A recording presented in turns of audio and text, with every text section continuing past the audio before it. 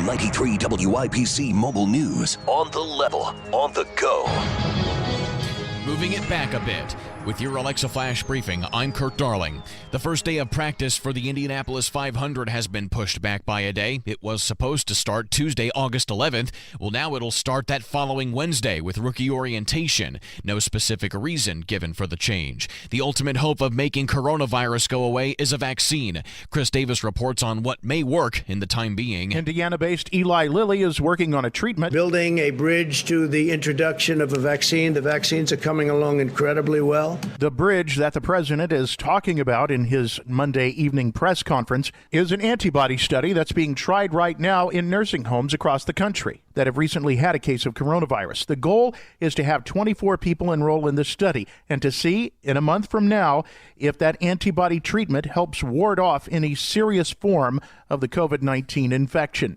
Chris Davis, 93 WIBC Mobile News. Jumping the gun on going back to school. A child in New Palestine who has coronavirus accidentally went back to school on Monday because his doctor wrote down the wrong date on when it was safe for him to leave quarantine. School spokesman Wes Anderson. We immediately put in our positive test protocol, which is to locate and isolate that student as quickly as possible and to begin the contact tracing process. Classes will continue as scheduled today, with parents of any child that was close in contact with the student being notified directly by administrators.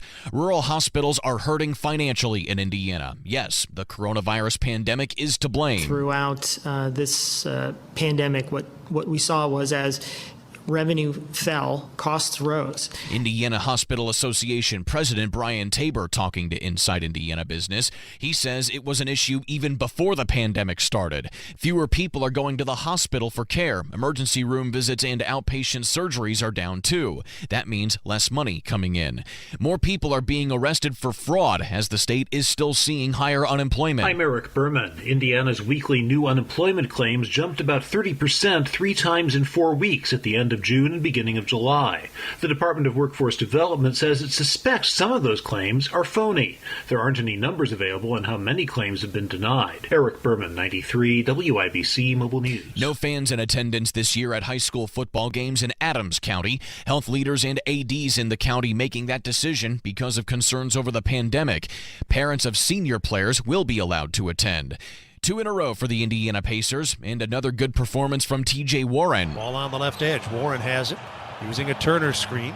Penetrates the arc, drives to the left baseline, fakes, draws a double team, and banks it off the glass. 32 points for Warren. Mark Boyle on the call. Warren finished the night with 34 points, helping the Pacers upend the Washington Wizards 111-100 Monday.